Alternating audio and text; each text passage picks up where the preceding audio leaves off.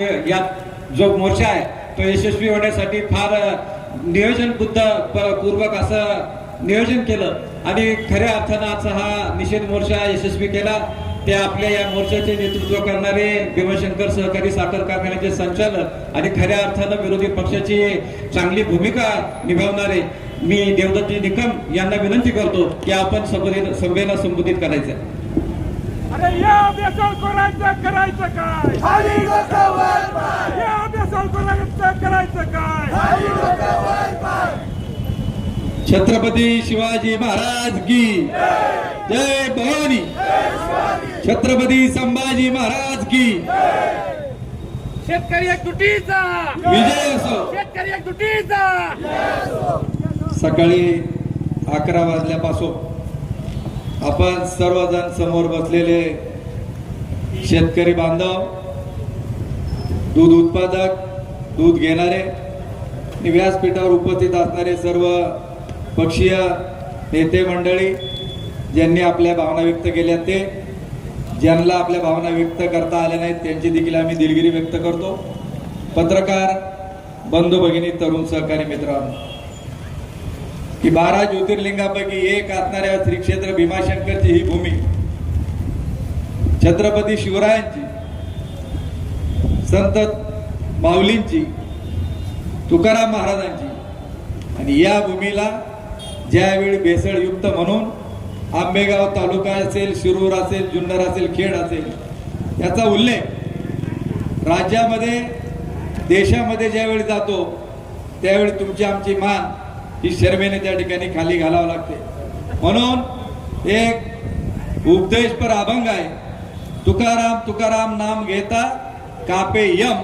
त्या उक्तीप्रमाणे राज्याच्या एफडीएच्या आयुक्तपदी तुकाराम मुंडे साहेबांची नियुक्ती झाली आणि आज भेसळखोर खऱ्या अर्थाने थरथर कापायला त्या ठिकाणी लागले। त्याबद्दल मी त्यांचा, राज्याचे मुख्यमंत्री देवेंद्रजी फडणवीस, उपमुख्यमंत्री एकनाथरावजी शिंदे साहेब, दुसऱ्या उपमुख्यमंत्री सुनीताताई पवार आणि सरकारचं मनापासून अभिनंदन यावेळी दृष्टीनं करतो की तुम्ही खऱ्या अर्थानं TN शेषननी जसं निवडणुकीची आचारसंहिता काय असते तसं एफडीएचं डिपार्टमेंट काय करतं हे दाखवून दिलं। त्याबद्दल त्यांना मनापासून धन्यवाद देतो की आज या तालुक्यामधील 26 आरोपींना या तालुक्यामध्ये गुन्हा नोंदला गेला। 26 आरोपींच्या विरोधामध्ये 13 आरोपींना अटक झाली, 13 आरोपी अजून फरार आहेत। ज्या पद्धतीने जबाब घेतले जातात त्यानुसार पुढील चौकशीमध्ये अजून काही लोकांना आरोपी म्हणून त्याच्यामध्ये नावं त्यांची येतीलच। हे दूध ज्यावेळी तर तयार होत होतं की ते तपासामध्ये आकडेवारी आहे की ज्याचं संकलन 500 ते 600 लिटर होतं, त्यापासून तयार होणारं दूध आपण म्हणतो की भुसा जर घातला चांगला, सुगरात चांगलं दिलं, पेंड जर चांगली दिली तर गाईचं दूध वाढतं। आता हे तुमचं खरं का 500 ते 4000 लिटर करणाराचं खरं? या तालुक्यामधला काबाड कष्ट करणारा शेतकरी, त्याच्या कष्टाला मोल नाही, परंतु 400-500 लिटरचं दूध ज्याच्याकडे गोळा होता तो 4000 लिटर दूध या तालुक्यातील संस्थांना विकलं गेलेलं आहे, प्रक्रिया उद्योगांना। तर हे दूध घेणारे कोण, ती कंपनी कोणती, तिला वरदहस्त कोणाचा, याचा छडा लावण्याचं काम नजीकच्या काही दिवसामध्ये एफडीए आणि पोलीस अधिकारी केल्याशिवाय राहणार नाही, हा विश्वास देखील या निमित्ताने व्यक्त त्या ठिकाणी करतो। गेल्या काही दिवसात पाहताय की हे भेसळ ज्यावेळी सापडत होती त्यावेळी या परिसरामध्ये मंगळवार बुधवार मोठ्या प्रमाणामध्ये पाऊस झाला। शेतकऱ्याला वाटत होतं पाऊस त्या ठिकाणी चांगला व्हावा, धरणं भरावी, परंतु काहींना या पावसाचं एवढं सोनं करून त्या ठिकाणी दाखवलं की अवसरीच्या घाटापासल्या ओढ्यामध्ये पाणी तर आलंच, पिंपळगावच्या ओढ्याला पाणी आलंच, पण त्याबरोबर एक चांदीचा थर देखील त्या पाण्याबरोबर वाहत त्या ठिकाणी आला। कौतुकाने लोक पाहायला गेली, कुतूहलाने पाहायला गेली। संदीप उतरडे त्यांनी मीडियावरती दाखवलं की हा काय फेस कसला आहे. आणि आम्ही ज्यावेळी पोलीस स्टेशनला नवीन आलेले वाघमोडे साहेब यांना सांगितलं, त्यांच्या लोकांनी येऊन त्याची पाहणी केली. जसं इकडं घडलं तसं शिक्रापूरच्या वेळ नदीच्या परिसरामध्ये देखील ही घटना घडली. आणि विजयराव शिंदेने देखील खेड तालुक्यातलं उदाहरण आपणा सर्वांच्या समोर देखील या ठिकाणी सांगितलेलं आहे की उजव्या कॅनॉलमध्ये देखील मोठ्या प्रमाणावरती हे दूषित प्रकल्पामधलं पाणी असेल, दूध असेल ते सोडलं जातं आणि त्यामुळे उजव्या कॅनॉल खालची जी गावं आहेत, मला प्रामाणिकपणे सांगा, आम्ही मधल्या काळामध्ये प्रत्येक गावामध्ये गेलो त्यावेळी अनेक लोकांनी सांगितलं की आमच्या विहिरीतल्या पाण्याला एक प्रकारचा तवंग आलेला आहे, पाण्यात उतरल्यानंतर खाज येते पायाला. हे खरं की खोटं? अनुभवलं तुम्ही उजव्या कॅनॉलचे? मग हे सगळे याच्यामध्ये सोडणारे कोण आहे? आणि यामुळे या परिसरामध्ये कॅन्सर आणि त्वचेचा आजाराचं प्रचंड प्रमाण त्या ठिकाणी वाढलेलं आहे.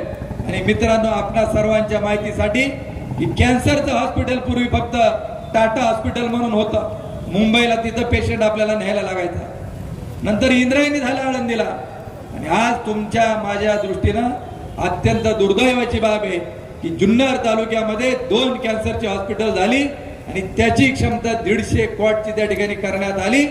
कारण डॉक्टरांच्या याच्या म्हणण्यानुसार की या भागामध्ये प्रचंड मोठ्या प्रमाणात कॅन्सरच्या रुग्णांचं प्रमाण वाढतंय.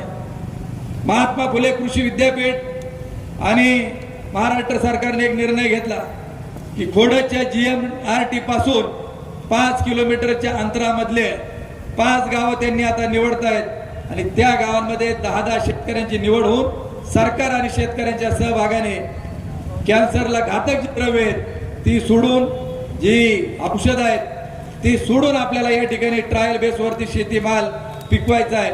आणि ते आपल्याला सिद्ध करून दाखवायचं आहे की असा जर माल आपण पिकवला तर या परिसरामध्ये कॅन्सरचं प्रमाण घटेल. आणि म्हणून या परिसरातले जे नदीच्या पाण्याचे नमुने आहेत ते देखील दूषित असल्याचं विद्यापीठाच्या निष्कर्षामध्ये त्या ठिकाणी जाणवत आहे. मला आपणा सर्वांना एक गोष्ट नमूद करायची की काल देखील आम्ही पोलीस अधिकाऱ्यांना जाऊन भेटलो, FDAच्या अधिकाऱ्यांकडून माहिती त्या ठिकाणी घेतली आणि त्यांना सांगितलं की एकच प्रेस कॉन्फरन्स झाली आणि त्याच्या माध्यमातून आरोपींची नावं, ज्या ज्या दूध डेऱ्या आहेत संकलन करणाऱ्या त्यांची नावं प्रकर्षात आली. परंतु जो माल जप्त झालेला आहे त्याच्यामध्ये आपल्या तालुक्यामधील गोवर्धनची घे पावडर, परमिट पावडर जी आहे ती देखील जप्त करण्यात आलेली आहे. आणि मला या तालुक्यातील प्रक्रिया करणाऱ्या संस्थांना देखील या निमित्ताने सांगायचे की तुम्ही जर म्हणत असाल की आमचा याच्याशी काही संबंध नाही, तर जे जे या तालुक्यामध्ये दुधावर प्रक्रिया करणारे उद्योग आहेत त्यांना आज मी जाहीर आवाहन करतो की लेखी स्टेटमेंटद्वारे किंवा त्यांनी मीडिया समोर प्रेस कॉन्फरन्स मध्ये सांगावं की जेवढे हे बेसळखोर आहेत यांचं एकाच देखील एक थेंब दूध आम्ही घेतलेलं नाही हे त्यांनी जाहीर जनतेसमोर त्या ठिकाणी सांगावं. कारण जे पंचनामे आलेत, जे जात जबाब घेतले जातात, जे बँक ट्रान्झॅक्शन झालेले आहेत पैशाची त्याच्यामध्ये सरळ आलेले आहेत आणि या आरोपींनी कबूल जबाब दिलेले आहेत की आम्ही यांना दूध त्या ठिकाणी विकलेलं आहे. ते नजीकचं जे चार्जशीट दाखल होईल त्याच्यामध्ये सगळे आकडेवारी आणि FDA देखील प्रेसच्या माध्यमातून आपणा सर्वांना दिल्याशिवाय राहणार नाही. आज तुमच्या माझ्या दृष्टीनं, शेतकऱ्यांच्या दृष्टीनं जे नुकसान झालेलं आहे हे प्रचंड मोठं आर्थिक नुकसान झालेलं आहे. जे भेसळीचं दूध मार्केटमध्ये आलं त्याच्यामुळे आपण मधल्या काळामध्ये दुधाला 27-28 रुपये भाव होता. शेतकऱ्याला हा धंदा करणं परवडत नव्हतं. आपण सरकारने अनुदान द्यावं अशा प्रकारची मागणी करत होतो, परंतु अनुदान आपल्याला सरकारकडून मिळालं नाही. अनुदानाची गरज काय? ज्यावेळी बाजारभाव कोसळतात, उत्पादन खर्च परवडत नाही, त्यावेळी आपल्याला अनुदानाची गरज असते. परंतु आज रोजी जवळपास ही भेसळ 25% जर थांबली तर उद्याच्या काळामध्ये मी तुम्हाला सांगतो, जसं आपण तुमच्या सर्वांच्या एकीनं लढलो, बिबट्या सोडायचा नाही, पिंजऱ्यात पकडलेला बाहेर त्या ठिकाणी जाऊन द्यायचा, परत येऊन द्यायचा नाही, त्याला आपल्या आंदोलनाला यश आलं. कांद्याचं आंदोलन केलं, 3ही मार्केटमध्ये लिलाव बंद पाडले. त्या दुसऱ्या दिवशी 5 रुपयांनी कांद्याचा भाव वाढले का नाही वाढले? आणि म्हणून मी आज आपल्याला सांगतो की उद्याच्या काळामध्ये देखील आपण हा लढा यशस्वीरित्या लढू आणि मला खात्री आहे की नजीकच्या काळामध्ये लिटरला 5 रुपये दुधाला भाव शेतकऱ्यांना वाढल्याशिवाय राहणार नाही. हे देखील सरकार याच्यामध्ये दखल घेतल्याशिवाय राहणार नाही, हे देखील मी सांगतो. आणि आजपर्यंत 5 रुपये लिटर प्रमाणे जी जवळपास 200 ते 250 करोड रुपयाची नुकसान झालेली शेतकऱ्यांची, ही जबाबदारी कोणाची हे देखील हे टाळू शकत नाहीत. या बेसळीचा सूत्रधार कोण? आणि उद्याच्या काळामध्ये आम्हाला हा बेसळीचा गोवर्धन गाडल्याशिवाय थांबायचं नाही, हे देखील मी आपल्या सर्वांना या निमित्ताने सांगतो. जे आरोपी आहेत त्यांची नावं देखील निष्पन्न त्या ठिकाणी झालेत. संदीप लोढा, अनेकांनी सांगितलं, तुमच्या माहिती करता मी त्या दिवशी मीडियाला देखील सांगितलं की पहिला गुन्हा याच्यावरती 2005 ला दाखल झाला, दुसरा 2008 ला दाखल झाला, तिसरा गुन्हा 2020 ला दाखल झाला आणि चौथा गुन्हा 2026 ला त्या ठिकाणी दाखल झाला. मागील 3 गुन्ह्यामध्ये त्याला निर्दोष त्या ठिकाणी सोडण्यात आलं. तो गुन्हेगार आहे हे या तालुक्यातील आमदार दिलीपराव वळसे पाटील यांना माहित नाही का की जो माणूस जिल्हा दूध संघाचा संचालक, त्यांच्या राष्ट्रवादी पक्षाचा अध्यक्ष, जिल्हा परिषदेचा सदस्य विष्णू हिंगे याच्या समोर 24 तास असतो.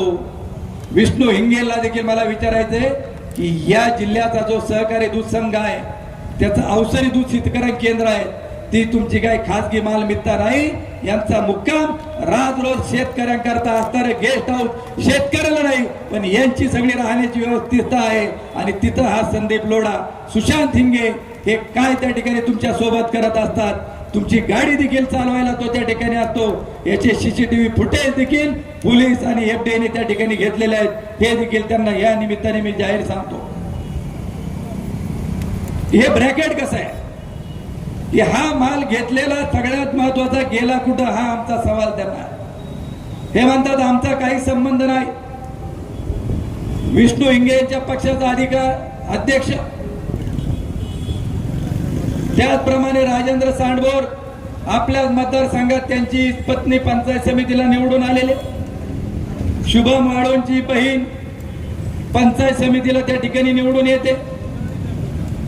पोंदेवाडी गावचा आता सोशल मीडियाला एकाने टाकले की म्हणले देवदत्त निगमने आपल्या गावाची बदनामी त्या ठिकाणी केली, पोंदेवाडी त्यांना एंट्री त्या ठिकाणी द्यायची नाही.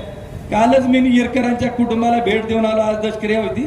तुम्ही पोंदेवाडीकर इथं बसलेल्या की मला तुमच्या गावामध्ये येऊन द्यायचं नाही, तुम्हाला विष खायचंय का हा तालुका विषमुक्त करायचा आहे हे या तालुक्याने ठरवलं पाहिजे, हे देखील मला या निमित्ताने सांगायचं. आणि आम्ही कोणाला घाबरत नाही. ज्या दिवशी आम्ही ठरवलं की जे काय व्हायचं असेल ते होईल, पण आपण गोर गरिबांकरता त्या ठिकाणी लढत राहायचंय. चौथं नाव देखील याच्यामध्ये एक आहे की जो वैभव हांडे म्हणून जो आरोपी जुन्नर मधला आहे, उमरतचा आहे, वरच्या उमरतचा, त्याची बहीण या तालुक्यातील अनुसया महिला पतसंस्था कोण अध्यक्ष आणि त्या पतसंस्थेची व्हाईस चेअरमन वैशाली दिलीप बेंडे यांचा तो सक्का भाऊ आहे. आणि हे 4चे 4 जण या आमदार तालुक्याचे दिलीपराव वळसे पाटील यांच्या संबंधित आहेत, हे देखील आम्ही स्पष्टपणे या ठिकाणी सर्वांना जाहीर सांगू इच्छितो. एक सोशल मीडियाला काही लोक आहेत, आता काही तर हजर नाहीत, प्रत्येक वेळी हाव आणून सांगतात की राजेंद्र तांबडे हा देवदत्त निकम यांचा कार्यकर्ता आहे. ज्यावेळी राजेंद्र तांबडेचं नाव आलं त्या क्षणी मी राजेंद्र तांबडेला फोन केला. म्हणलं राजू कुठे आहे? म्हटलं मी घरी आहे. अरे म्हणलं तुझं नाव आहे, तुला अटक झालेली. म्हटलं कशामध्ये? म्हणलं अशा अशा दूध भेसळीच्या याच्यात.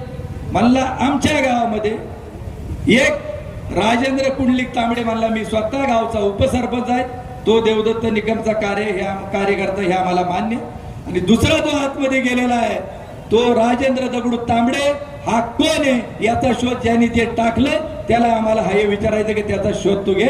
माझं म्हणणं त्याच्या पुढचं आहे की उद्या जर देवदत्त निकमच्या रक्ताच्या नात्यातला जर कुणी असेल तर तो जेलमध्ये त्या ठिकाणी घेतला पाहिजे. या भूमिकेची आमची कधीही तडजोड होणार नाही आणि झाली देखील नाही, हे देखील मी स्पष्टपणे या निमित्ताने सांगू इच्छितो.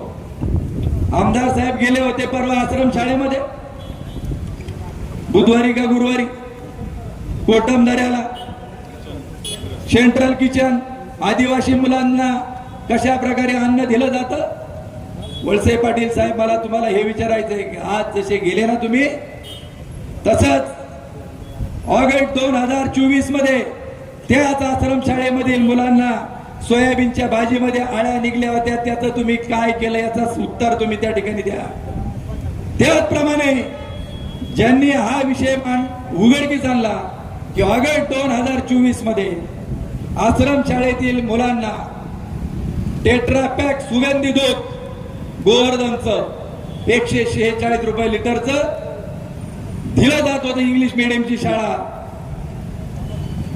घोडेगावची, त्या दुधामध्ये पहिल्या आळ्या सापडल्या प्रवीण पारधी यांना.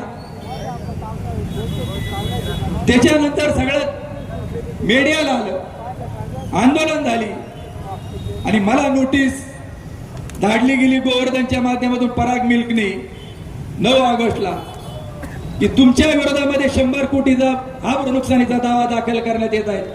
काय उत्तर द्यायचं मी आमच्या वकिलाच्या मार्फत त्या ठिकाणी दिलं. आजपर्यंत या घटनेला आता ऑगस्ट मध्ये 2 वर्ष होईल, परंतु येवले साहेब अजून माझ्या विरोधामध्ये कोर्टामध्ये केस त्या ठिकाणी दाखल केली नाही. तुम्ही का घाबरलेत? तुमचं जर खरं होतं तर 100 कोटीचा दावा तुम्ही का दाखल केला नाही? आणि ज्या प्रवीण पारधीने ही केस उघडकीस आणली त्याचे नाव तुम्ही का केस मधून त्या ठिकाणी नोटीस मधून वगळलं? तर काय उत्तर आम्हाला मिळालं पंचायत समितीच्या निवडणुकीमध्ये की प्रवीण पारधीची बायको ज्योती पारधी हिला पंचायत समितीची उमेदवारी. आज जे ह्या आंदोलनामध्ये राष्ट्रवादी काँग्रेस पक्ष, अजितदादा यांचा पक्ष, ते इथं कुणी सहभागी नाहीत, त्यांनी त्यांना उमेदवारी दिली, त्या निवडून आल्या. आता काय काय दिलं आता माझ्याकडे नेमकं माहित नाही. माहित झाल्यानंतर प्रवीण पारधीला विचारायचं गाडी कुठून भेटली, जी गाडी चालवत होती गाडी कुणी दिली ती विचारायचं. मग निवडून आल्यानंतर की ज्यांनी बेसळ उघडून करून दिले असे मॅनेज होणाऱ्या लोकांना जर तुम्ही त्या ठिकाणी पद देणार असेल तर तुमचा ह्या आदिवासी जनता कधी त्या ठिकाणी स्वीकार करणार नाही, हे देखील त्यांना या ठिकाणी ठाम सांगतो. आणि ही तालुका, ही भूमी आबो गेलूंची शहीदांची आहेत. काय होईल ते होईल, पण तालुक्यासाठी लढू, देशासाठी त्या ठिकाणी लढू, हे देखील या निमित्ताने सांगू इच्छितो. आणि त्या प्रकरणाचं काय झालं याचं उत्तर देखील या तालुक्याच्या आमदारांनी दिलं पाहिजे.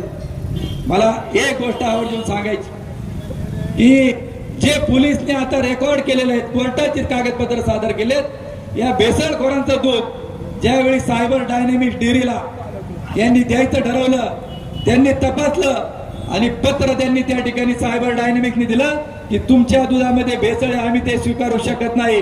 आणि तो पुरावा देखील पोलिसांनी हस्तगत केलेला आहे. त्या कंपनीचं देखील मी मनापासून अभिनंदन करतो. मग ह्या कंपन्यांनी का ते दूध स्वीकारलं हा आमचा त्यांना सवाल आहे. अरे आम्ही हिंदू आहोत का नाही? आपण हिंदू आहेत, त्यांनी हात वर करा. मग जर आपण सगळे हिंदू आहोत, हिंदू मध्ये दुधाला पवित्र त्या ठिकाणी मानलं जातं. आमचा देव देवतांचा अभिषेक ज्यावेळी करायचा असतो तो दुधाने त्या ठिकाणी केला जातो. त्याचप्रमाणे आम्ही सत्यनारायणाची पूजा ज्यावेळी घालतो त्यावेळी आम्ही तीर्थ अमृत त्या ठिकाणी काका आम्हाला करून देतो, तीर्थ प्रसाद करून देतो. पहिला आम्हाला तीर्थ त्या ठिकाणी दिलं जातं, त्याच्यामध्ये दूध असतं, देवाला अभिषेक करताना त्याच्यात दूध असतं. मग आम्हाला हिंदूंना जर तुम्ही केमिकल त्या ठिकाणी खाऊ घातला असेल, चरबी युक्त त्या ठिकाणी दूध घातलं असेल तर आमच्या हिंदूंच्या ज्या भावना दुखावलेल्या आहेत याला जबाबदार कोण याचं उत्तर देखील त्यांनी दिलं पाहिजे. हा देखील आमचा त्यांना या निमित्ताने सवाल आहे.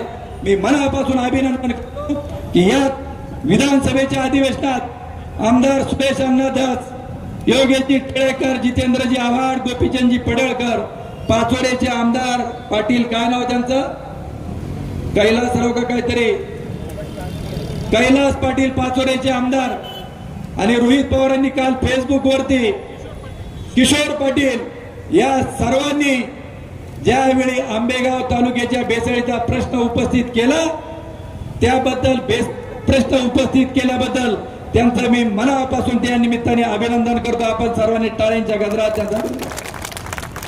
परंतु खेद एका गोष्टीचा त्या ठिकाणी आहे की ही विधिमंडळामध्ये चर्चा चालू असता या तालुक्यातल्या आमदारांना देखील आपण सांगितलं होतं 7 तारखेला की तुम्ही विधिमंडळामध्ये याच्यावरती बोला. त्याचबरोबर एक पत्र राज्याचे मुख्यमंत्री आणि तुकारामजी मुंडे आयुक्त यांना द्या की याच्यामध्ये मुळाच्या चौकशी मुळापर्यंत करा. जे कोणी दोषी असतील त्यांच्यावरती गुन्हे दाखल करा आणि याचा आवाज मी विधिमंडळात उठवल. आणि या तालुक्याचा लोकप्रतिनिधी म्हणून आंबेगाव तालुक्याची जी बदनामी होत आहे ती सहन केली जाणार नाही. आणि म्हणून त्यांनी पत्र द्यावं. पण आजपर्यंत या विषयावरती ते एकदा सुद्धा त्या ठिकाणी बोलले नाहीत. त्याबद्दल त्यांचा मी जाहीर निषेध या ठिकाणी करतो. एक वाक्य फक्त मीडियाला त्या ठिकाणी सुरुवातीला बोलले ते काय कोणी उत्तर देत जे कोणी दोषी त्याच्यामध्ये असतील त्यांच्यावरती कारवाई करावी. आम्ही त्याच्यामध्ये अजिबात काय हस्तक्षेप त्या ठिकाणी करणार नाही. जे आंबूर दूध असेल कमी प्रतचं असेल ते आजपर्यंत आपल्याला पाठीमागे पाठवलं जायचं. एक नारायणराव 5-10 वर्षापूर्वीचा आठवा कमी प्रतचं कॅन्ट कुठे यायचं शिवाजीराव आंबोस. आज मला एक गवळ्याने हात वर करून सांगा की याच्यापैकी कोणाचं कमी प्रत आणि आंबूची दूध आपली दूध संकलनवाल्यांनी मागे पाठवलं. मग हे जातं कुठं? याचं होतं काय? हे सगळं ज्याची एक्सपायरी झालेली आहे. काही कामगारांनी आम्हाला मेसेज केलेत की एक्सपायरी झालेले जी तूप आहेत ते पुन्हा रिसायकलिंगला इथं घेतलं जातं आणि आमच्याकडे ते काम त्या ठिकाणी होतं. असे देखील अनेक कामगारांनी देखील आम्हाला मेसेज करून या ठिकाणी कळवलंय. चीज बनवलं जातं. मला जाताना 2च गोष्टींचा आता उल्लेख या निमित्ताने करणार आहे की आता आपलं हे संपल्यानंतर पत्रकार निमंत्रण आहे तुम्हाला. आता जनसंवाद मेळावा आयोजित केला शिवगिरी मंगल कार्यालय. भेसळखोरांचा लाभार्थी असतील त्यांचा की एक भीती तुम्हाला दाखवणार आहे आता. अरे ज्यावेळी बिबट्याचं आंदोलन झालं, कांद्याचं आंदोलन झालं, विजेचं आंदोलन झालं त्यावेळी हेच आमदार म्हटले वळसे पाटील अरे आंदोलन करून यांनी करू प्रश्न काय त्या ठिकाणी सुटत नाही. कांद्याकरता हे 27 मेला दिल्लीला गेले होते. म्हणले 8-10 दिवस थांबा. मला आज वळसे पाटलांना या निमित्ताने सवाल आहे की या तालुक्यातील किती कांदा तुम्ही दिल्लीत गेल्यानंतर नाफेडनी खरेदी केला आणि आजचा नाफेडचा दर काय हे त्यांनी जाहीरपणे या ठिकाणी प्रेसला त्या ठिकाणी सांगावं. तुम्ही लढला रस्त्यावर म्हणून तुमच्या कांद्याला भाव मिळतोय, म्हणून बिबट्याचा प्रश्न त्या ठिकाणी सुटला जातोय. आणि आज तुम्हाला सांगणार आहे की अशा पद्धतीने आपल्या तालुक्याची ही बदनामी केली जाते. उद्या इथल्यांनी जर दूध तुमची घ्यायची बंद केली तर तुम्ही त्या दुधाचं करणार काय? तुम्हाला मागच्या सारखे दिवस पुढे येतील. दूध रस्त्यावरती ओतून द्यावं लागतील. या तालुक्यातलं दूध सांगणार 15 लाख लिटर आहे, 10 लाख लिटर दूध आहे. मित्रांनो या डेऱ्यांवरती या भेसळखोरांवरती छापे टाका. ही मागणी तुमच्यापैकी कोणी केली होती? आपण कोणी केली होती का मागणी? हे ठरवलं राज्य सरकारने. आणि त्यांनी जो चांगला अधिकार आहे का जो सुतासारखं सरळ करेल त्या तुकारामजी मुंडेंची नियुक्ती राज्याच्या मुख्यमंत्र्यांनी केली. आणि त्यांनी सांगितलं कुणी भेसळखोर असो त्याला त्या ठिकाणी पकडा. उद्याच्या काळामध्ये या तालुक्यातलं दूध घेण्याची जबाबदारी देखील सरकारची त्या ठिकाणी आहे. आणि सरकारने सांगितलेलं आहे विधिमंडळामध्ये अन्न खात्याचे मंत्री नरहरी झिरवळ साहेबांनी देखील सांगितले कोणी असलं तर सोडणार नाही. शेतकऱ्यांच्या पाठीशी आम्ही ठामपणे उभं राहू. म्हणून तुमचं लक्ष त्या ठिकाणी विचलित करण्याचा प्रयत्न करतील त्याला तुम्ही घाबरू नका. परत विचारतील की तुम्ही विधिमंडळात म्हणतील मी का बोललो नाही की या परिसरामध्ये प्रचंड मोठा पाऊस झाला, मोठं नुकसान झालं आणि नुकसानीची पाहणी करण्याकरता मी इकडे आलो. तुम्ही आले, धन्यवाद. पूर्वी येत नव्हते. आता 2-2 वर्षापूर्वी ज्यांच्या कुटुंबामध्ये एखादी घटना झाली असेल तिथं जायला लागलेत, लहान लहान मुलांचे मुके घ्यायला लागले, खंजेरी घेऊन आता नाचायला सुरुवात केली. अरे ही जनता ज्यांनी तुम्हाला 7 वेळा आता 8व्यांदा निवडून दिलं, ही काय विसरलेली नाही. ही तुमचा साहेब म्हणून असणारा तोरा आणि या तालुक्यातील जनतेने तुम्हाला खाली उतरवण्याचं काम त्या ठिकाणी केलेलं आहे, हे देखील त्यांनी लक्षामध्ये ठेवावं. तुम्ही बुधवारी आले, गुरुवारी आले, मला आवर्जून सांगायचे तुम्ही पाहणी केली, त्यांच्या अगोदर आम्ही पाहणी केली. काही गावं आमची राहिलेत, आम्ही 2 दिवसामध्ये तिकडे जाणार आहोत. पाहणी केल्यानंतर गुरुवारचं अधिवेशन रात्रीचं पहाटे 3 वाजेपर्यंत चालू होतं, कारण शेजारच्या तालुक्यातील शिवसेनेचे आमदार बाबाजी काळे यांनी रात्री 2 वाजता त्या ठिकाणी भाषण केलं. तर रेकॉर्ड तुमच्या आमच्या सगळ्यांकडे आहेत. मग इथली पाहणी केल्यानंतर इथल्या लोकांना जर कॅन्सर होणार असतील, इथले लोक जर मरणार असतील, तर बेसाळीपासून हा तालुका मुक्त करण्याकरता तुम्ही त्या दिवशी हाऊसमध्ये का गेले नाहीत, शुक्रवारी का गेले नाहीत, हा देखील आमचा त्यांना सवाल आहे. जांभोरीला गेले पाहणी करायला. आता वयोमानानुसार आपण आजारपणामुळे प्रत्येक स्पॉटवरती प्रत्येकाला जाता येईल असं काही नाही. ठीक आहे, गेलात पाहिलात, आम्ही मान्य करतो की प्रकृतीमुळे ठराविक स्पॉटला सगळे 100% जाऊ शकत नाही. परंतु तिथं गेल्यानंतर पावसा पाण्याचं नुकसानीचं विचारायचं सोडून दिलं. काय विचारलं जांभुरीच्या लोकांना माहिती आहे? जांभुरीच्या लोकांना पहिलं विचारलं, तुमच्या गावात मला मतदान किती, मला लीड का मिळालं नाही. तिथल्या लोकांनी सांगितलं, तुम्ही ही लोकशाही, कोणाला मत द्यायचा आमचा अधिकार आहे, तुम्ही तालुक्याचे आमदार आहेत, तुम्ही सरकारकडून काय मिळवून देणार ते बोला, मताची आकडेवारी त्या ठिकाणी बोलू नका. आता मताचा तर रोज ज्या गावात जाईल तिथं पहिला सवाल, 1,500 निवडून दिलं कसं काय मंत्रीपद मागू, 1,500 निवडून दिलं कसं काय मंत्रीपद मागू. अरे डुप्लिकेट ट्रम्पेट आणि देवदत्त निकम जर नसता तर तुम्हाला घरी बसायला त्या ठिकाणी लागलं असतं, हे तुम्ही विसरता कामा नये. हे देखील मला या निमित्ताने आपल्या सर्वांना त्या ठिकाणी सांगायचंय. आणि म्हणून की आज त्यांनी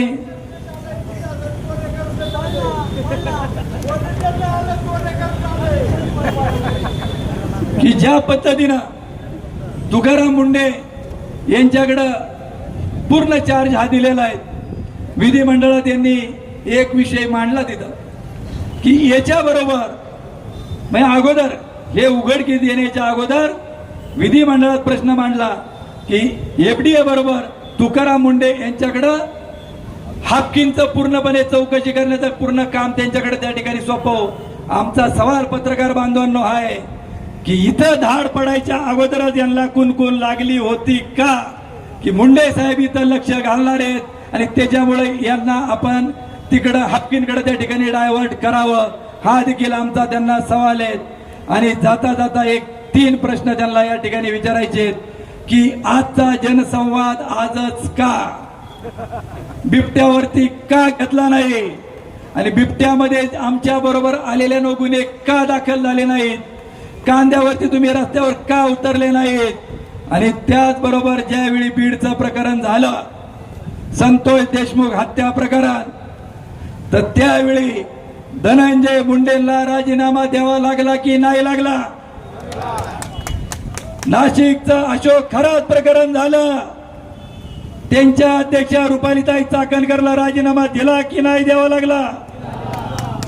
आम्ही देखील या निमित्ताने सांगतो की आंबेगाव मंचरची झालेली जी बदनामी आहे याची नैतिक जबाबदारी स्वीकारून या तालुक्याचे आमदार दिलीप वळसे पाटील यांनी राजीनामा